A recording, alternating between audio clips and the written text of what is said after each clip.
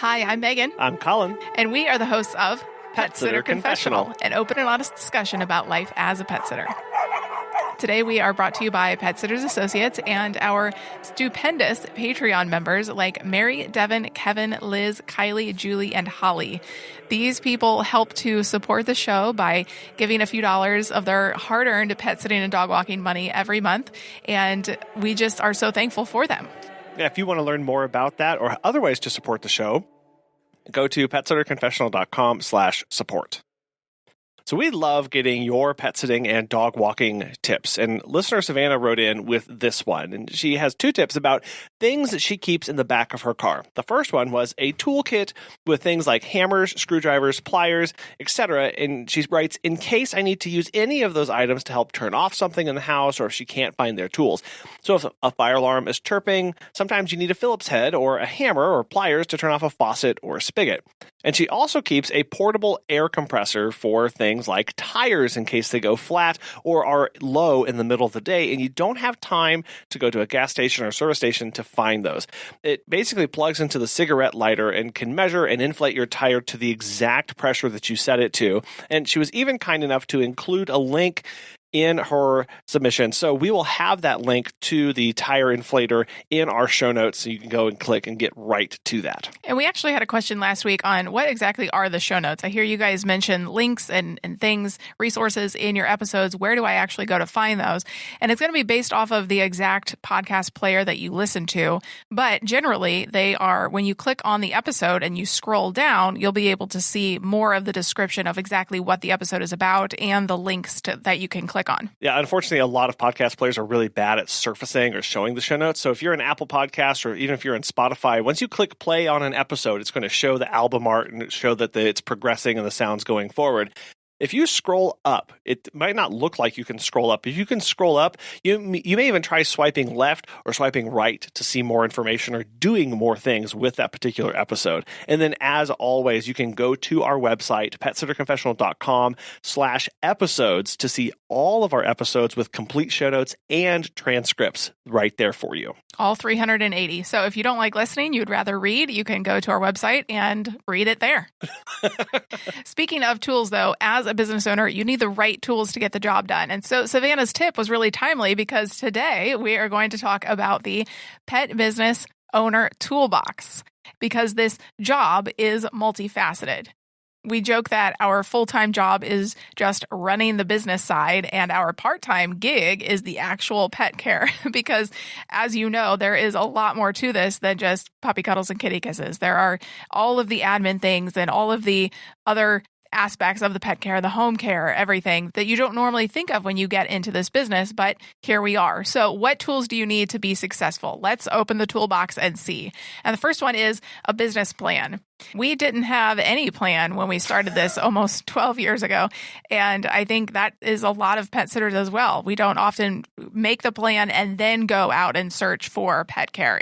This kind of falls into our lap. We have a passion for animals. And then we go, oh, this is a business. I have to take out taxes. I need to open a business bank account. So I need to have some sort of plan. Or you just want to be able to project and look towards the future. And really, there are a lot of templates out there that you can download and you can fill out and you can customize to your own. But really, we're talking about any plan, any sort of plan or long-term thinking is essential to you and your business. A typical business plan actually has 5 major parts. The first one is a summary, and this is where it just breaks down all the things that are to come. This is the summary. It summarizes the rest of the document. Then you're going to go into your business description and your structure. What do you do? How do you do it? What are things that your business is structured to do? Are you going to have multiple people doing the services? Is it just going to be you? What kind of tasks and goals and objectives are going to fall in there? Then you're going to the market research and your competition analysis. So this is writing about how your business fits in your local market. Are there other people doing what you're doing? What are their prices? What do you expect to be able to grow to? What other competition do you have going on there? Then you're going to have a component that's actually about personnel for it. And this may seem a bit silly to do if you're a solopreneur, if you're by yourself, but it's essential to go, this is me. I am doing all of this work. But maybe you want to add people later. And then you're going to get to the financials. And this is all of the breakdown that's going to back up everything that you've described in the document. All of the marketing sections, you're going to talk about projections. You're going to include profit and loss statements, your balance sheet, cash flow, and you're going to project that to the next 3 years. Right? So there's a lot that can go into a particular business plan, right? But basically what you want to do is you want to write down what your business looks right now, and then you can write down what you want your business to look like in 5 years and 10 years, so that you can have something to work towards. Well, and it goes along with those goals as well. We always talk about the SMART goals, the achievable ones, the attainable ones, the measurable ones. And this goes hand in hand with that, because when you have a business plan or when you have goals, you are able to really break down and say, okay, how can I achieve this? How can I get to this long-term 10-year goal that I want to get to? Well, I need a plan for that. It allows you to make strategic decisions so that you know, okay, I have something that puts on my plate. I can make a decision. Does it meet my 5-year? Does it meet my 10-year goal? Does it get me closer to those or further away? And it can help kind of elucidate some of that. And then also putting it down in the plan, it gets rid of that frustration when you feel like you're not getting anywhere or you're there. It's the not yet, right? You go, oh my gosh, I'm not there today, but that's okay because I know I'm working towards my 5-year plan. It can help you feel more content and satisfied with your current business as you work and grow and move forward. Because you know you're not going to stay there forever. Right. A tool that helps protect your business is the insurance and legal resources. So don't just view this as a checklist. You know, your insurance provides you with a lot of resources for your business, whether you realize it or not. It doesn't just elevate your company above others that don't, but it also is a great place to go for questions about your business. And we're not saying this because Pet Sitters Associates is a sponsor today, but it really is, you know, not just your insurance policy of exactly, you know, what does it cover, what does it not cover, but asking them the questions of, well, if I implement this, is this going to be covered or not? You know, we just had this thing with lockboxes and we implemented lockboxes and we read our policy, but it was a little bit ambiguous on whether it was going to be covered or not. So we called up our insurance and they said, yes, like it is part of your company. It's going to be included. Well, specifically, we were worried about whether the lockboxes would negate the lost key or damage policy that we had with it. And it was very ambiguous and we couldn't tease it out. So we called them up and said, hey, we are going to be implementing lockboxes, but we still want to be covered if a key gets lost or damaged or things like that in that event. Would we still be covered? And they said, great question. And as a matter of fact, yes, you would be covered. Having lockboxes doesn't change anything.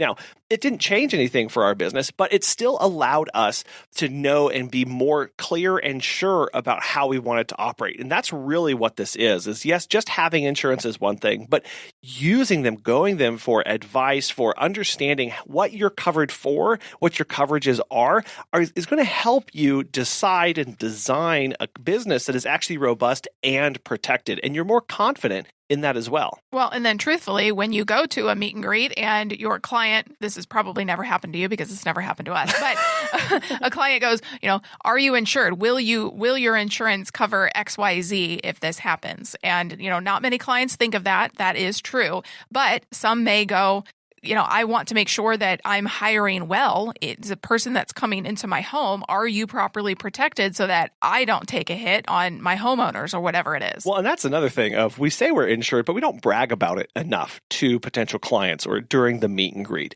Talk about your insurance policy. Don't be afraid to get into the nitty gritty of how it would protect their home in case something happened or what exactly it would cover for their pet and how that works.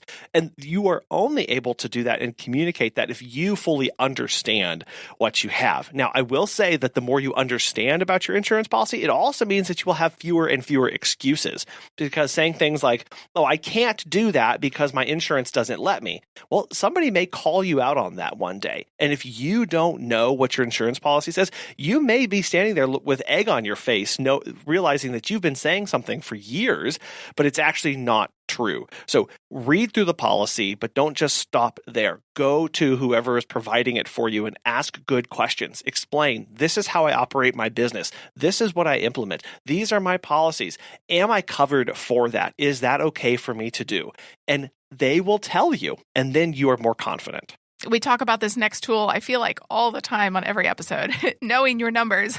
It's the tool of financial management. From software to a CPA, the financial tools that you could use and should use are immense. It's, we talk about tax time, but it's way more than just simply tax time. Want to know if you can hire or should hire based on your prices and services and percents? Well, a good way to know is knowing your numbers. Or how will you know if you can buy that new equipment? It's really taking a deep dive here. Are you growing or are you just feeling busier? That's a question that we often ask ourselves of this month seemed a lot busier, but what was our revenue? What were our numbers? Were we actually growing? How many new meet and greets did we do?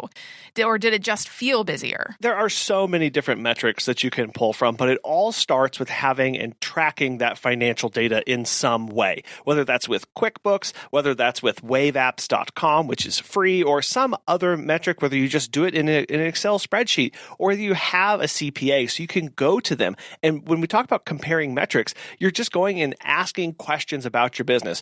What did last month look like compared to this month? That's a really common one. That's a really easy one to track. But then what about last month, last year? And start comparing, what did February's numbers look like to this February's? What did June's look like to last June's? Because we know this is a seasonal business, so that gives you a much better view of how your business is actually doing.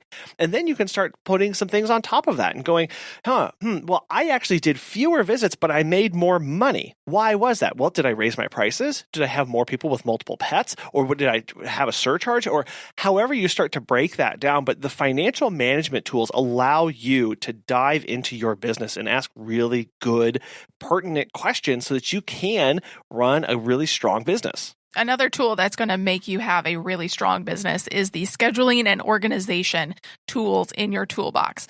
So here it's not so much that you use software or a calendar or a pen and paper or whatever works for you. The point is that you have a system. It doesn't matter what it is.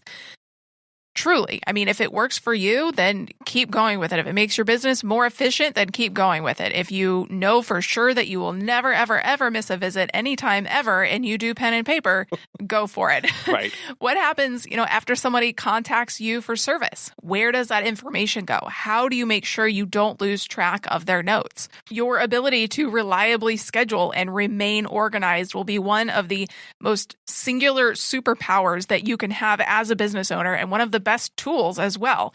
You can have the best system in the entire world with the leading software, but if you personally never use it, if there's too much of a roadblock that you don't want to overcome and you don't want to put the time into making it work, it really is pointless and meaningless, because if you don't use it, your clients aren't going to use it, and then there's no point in having it at all. Because by being organized and staying on top of your scheduling, you will ultimately bring new clients into your company. You will make those clients happy with quick and easy processes. You will be able to streamline and have a very efficient business, and ultimately you're going to have less burden and less mental burden as well. And that's really the important aspect of this tool, having some sort of scheduling and organization scheme, process, protocol for you, is that you will have less mental burden. You will have less nights where you wake up at 3 a.m. freaking out because did you remember to schedule the thing? I feel like I'm being called out right now. No, it's not you. Did you remember? Did it get put in? Is it on the schedule? Where are those notes? Did I make those updates? Did I change those things? Having a system, whether it's electronic or it's pen and paper, allows you to get it out of your head and make sure that you are managing the business instead of just running around putting out fires. That really is what this is organizing your business. And if we're honest here, your personal life as well, to make sure that they are merging and meeting well. Because the business may be fine, right? But business doesn't start till 6 a.m. tomorrow. So am I organizing my evening tonight to make sure that I'm prepared for 6 a.m. visits tomorrow, and vice versa, to make sure that business is running smoothly? Something that is definitely going to help make your business run smoothly is pet business insurance through Pet Sitters Associates. As pet care professionals, your clients trust you to care for their furry family members, and that is why Pet Sitters Associates is here to help. For over 20 years, they have provided thousands of members with quality pet care insurance. Because you work in the pet care industry, you can take your career to the next level with flexible coverage options, client connections, and complete freedom in running your business. Learn why Pet Sitters Associates is the perfect fit for you and get a free quote out at petsitllc.com. You can get a discount if you want when joining by clicking Membership Pet Sitter Confessional and use the discount code Confessional when you go to checkout to get $10 off. Check out the benefits of membership and insurance once again at petsitllc.com. The one thing in life that you will never be able to get back is time. So as a pet business owner, the one thing that you need to have in your pet business toolkit is time management. That process of having good scheduling and good organization, what we just talked about, is really being on top of your time management because it's about directing that time. It's funneling that time. I want to spend my energy here or here to the appropriate things in your business and in your personal life as well. And we actually did an episode on different time and task management systems.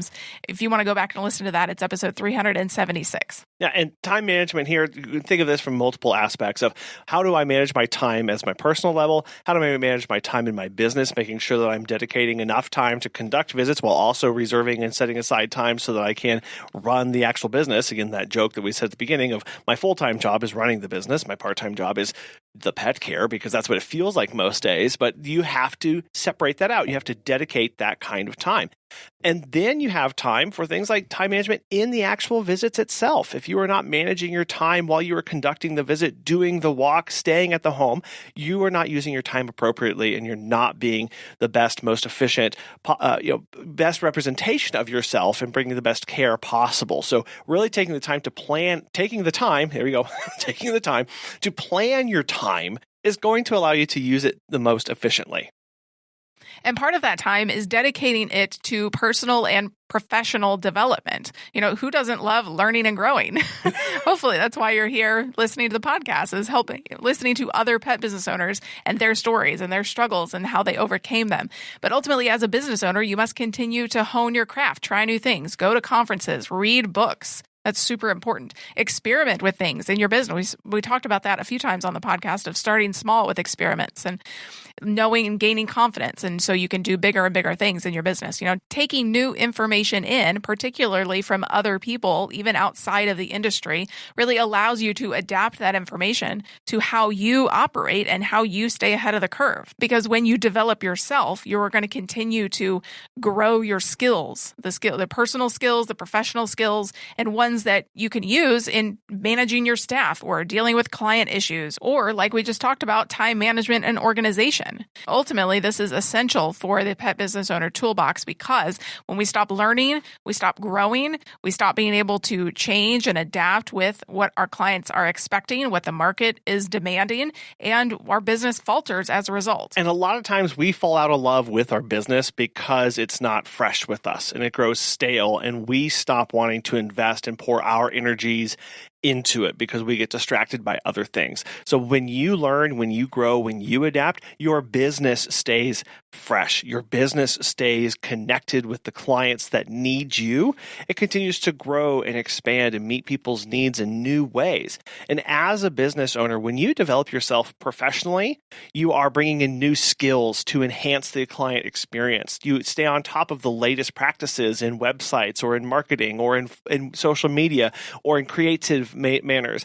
When you develop yourself personally, you are able to set better boundaries. You're better able to say no to things. You're better able to seek out new opportunities so that you stay fresh and engaged and in love with the business that you have. Again, if you decide that that's what you want to go to, it's not always this rosy colored thing where it just gets better and everything's more beautiful in the end or whatever. Sometimes you fall out of love with your business, and that's perfectly fine. Part of being able to know when that happens is by developing and seeking out new information. So when you can go, you know what, this actually isn't for me anymore because I've learned that these habits, these behaviors are signs that something bad is going on and I need to make a correction. And you are not willing or wanting or able to delegate those tasks that you don't want to do to other people. If those are not something that is able to be delegated or you don't want to, and you no longer want to do them, you fall out of love and then you just choose to not have a business anymore. Right. You just mentioned another tool a minute ago. You said marketing, and that is the next one, marketing and online presence. So think about, for your own pet business, what does this tool look like for you? Is it pretty oiled and polished, or is it pretty rusted and busted?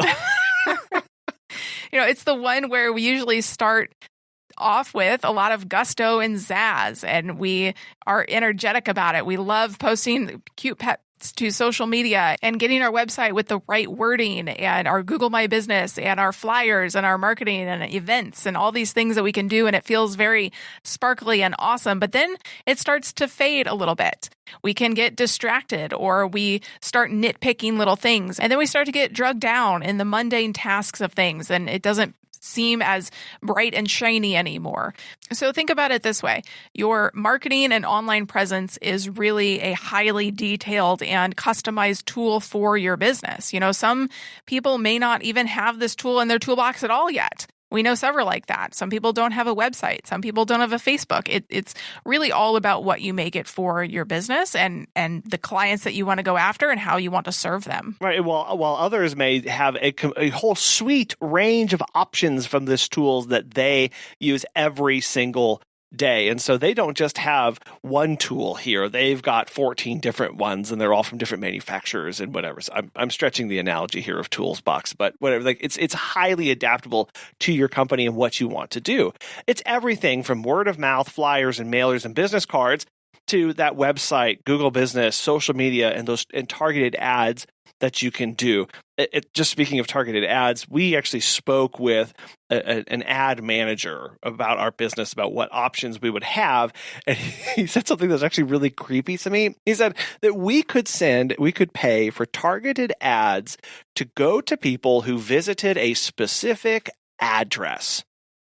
So if they visited an address and they had their phone on them, the next time they would browse on their websites and they would go across Google and stuff, they would start seeing our ads pop up. And he was like, oh, you need to do this with other pet care people so that you can get in front of their clients. And so this was not a digital address that they, google.com or whatever. This was a physical location that their GPS pin that their phone is tracking. Like out in the wild, I go to Walmart or I go to PetSmart.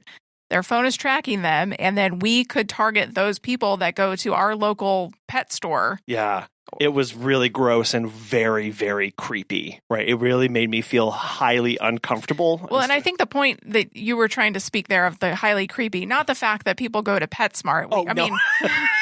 It's the fact that you could track, they walked into this specific daycare or this specific boarding place. And we don't feel that that's super ethical because we could then go in and be forward facing to their clients and try to take their clients from them. We would not want that done to us. So we would not do that to other people. Yeah, and you don't have to either. And the point of that little diatribe is that just because there is a tool that is available doesn't mean that it has to be in your specific toolbox. You can pick and choose tools that align with your goals, your ethics, your morals, and the mission of your company. Yeah, basically, what do they say to superheroes? They say use your powers for good, not evil. Exactly. Yes. Yeah.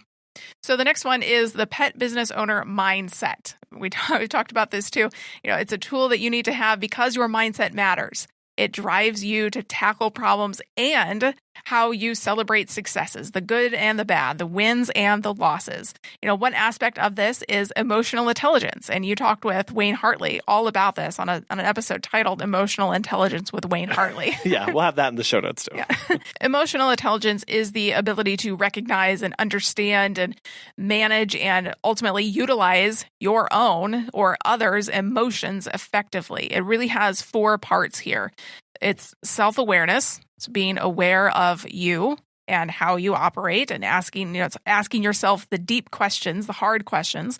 Then it's self-management. Okay, so now what do you do with that information after you've asked yourself the hard questions? How do you manage yourself? Then there's the social awareness and the relationship management.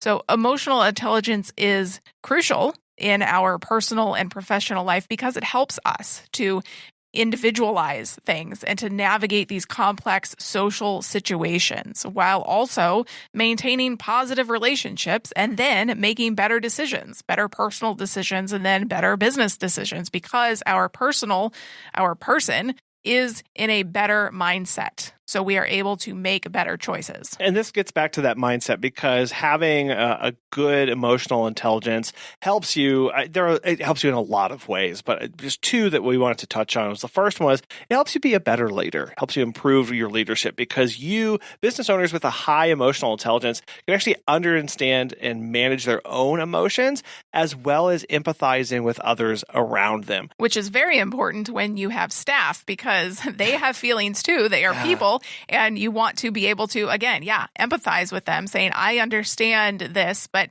either we need to stick with this, or, we can go with what you want today. Right. It helps you with your decision making. It helps you effectively communicate. You know how you're feeling, so you can communicate that to others. It helps you weed through some rash decisions that you may decide you want to make. And this all leads to a positive work environment. People like being there. And because when employees feel understood and valued, they're more likely to be engaged and motivated and loyal to the company, which leads to a lot of things. But it can also help in working with clients. So the second part of this is enhanced customer relations. If you have a good emotional intelligence, you better understand and anticipate the needs and emotions of your customers. So when that person calls you and they're frustrated because you said no, sometimes we have to understand when we said I'm full, what they heard was they can't go see grandma dying 2 states over.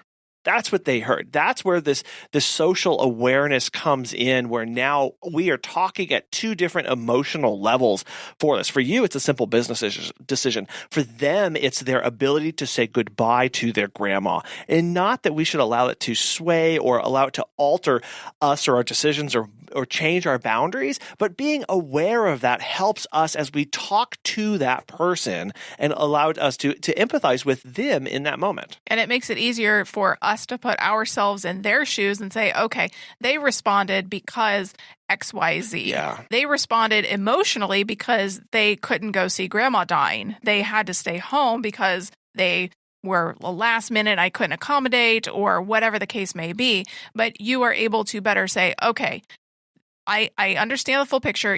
We operate as business owners, we operate on facts. We always should, not emotions. But I can understand where this person is coming from because of their circumstances or situations. Right. And all that process of connecting and empathizing, it builds trust, it builds loyalty, it builds satisfaction with your existing clients. Because working with clients is customer service, and a tool that you need to have in your toolbox, the communication tool and the client service tool. How do you work with clients?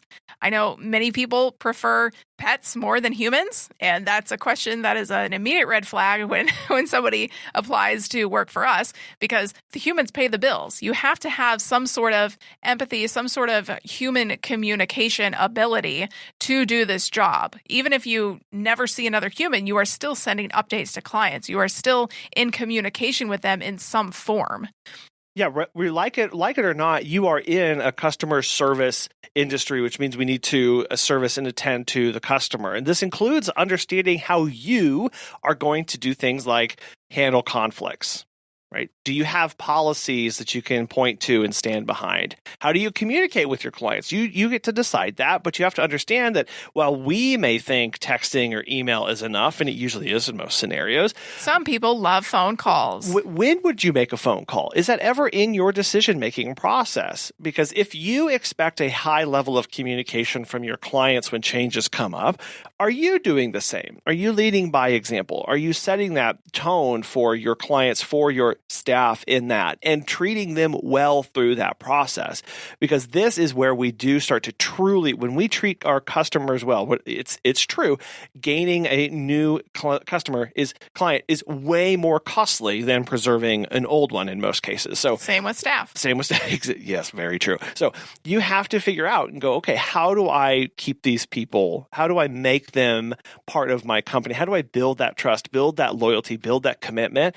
That is where your customer service comes in, and how you treat them when they have problems, when they have concerns, and really paying attention to that and not letting it just slide by the wayside and hope that everything's going to be okay. Because what you don't want to have happen is problems to arise, whether your staff or your clients. There are things that are going to come up. And so a tool that you need to have in your toolbox, and the last one we're going to talk about, is the adaptability tool, the problem-solving tool. Surely you've run into a problem in your business. I know we have a few times over the past almost 12 years. No, it's been smooth sailing for years and years and years, right? Not true. Listen to past episodes. But for those that haven't had problems, problems are going to come up. You get locked out of a house, you miss an alarm, a client gets stuck overseas for another 3 weeks, a staff member doesn't show up to a visit. There are an infinite number of ways that these pet care visits can go wrong, but it's ultimately about how you handle those. Or do you remain calm under pressure? Are you frantic? Do you freak out at any little thing? These, again, asking yourself the hard questions. How am I going to handle not necessarily every specific little situation, but when stresses come up, how do I deal with them? Do I have proper coping mechanisms to handle these?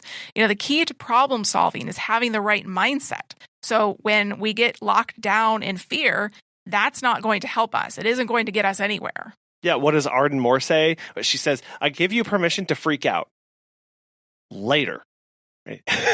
In that moment, you have to make tough decisions, and ones that you always don't want to have to make. You are given decisions, you are given situations and things that you never asked for, and yet you must act on them. Well, and she's talking about in the instance of you walk in and the dog's laying on the floor, either having a seizure or just you don't understand what's going on, or the cat is in a weird behavior and just keeps hissing at you over and over again, and it's out of character for a cat. Like something is going wrong. You need to administer pet first aid and CPR.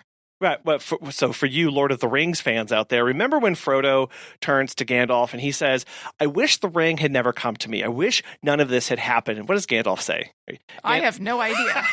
Okay. So many people know what he says. Gandalf says, so do all who live to see such times, but that is not for them to decide. All we have to decide is what to do with the time that is given to us. And I love this because this really rounds out everything that we've been talking about. This rounds out the personal decisions, the personal ownership that we take on as business owners for our businesses, because you don't always get to choose which hard decisions are put on your plate, but you do get to decide how you are going to respond to them. Yeah, that's part of the problem solving. Knowing yourself, knowing how you are going to react, and then setting your business up and your personal life up for you to succeed using these different tools that we've talked about. What tools are you using? What did we miss? Let us know. You can send us an email at feedback@PetSitterConfessional.com, or we are on Facebook and Instagram at PetSitterConfessional. We would like to thank Pet Sitters Associates and our lovely Patreon members. And also thank you for listening to this and any of the other 379 episodes that we have made. If you would like to consider supporting the show, if you have found value in it, you can do so at PetSitterConfessional.com/support, and we will talk with you next time. Bye.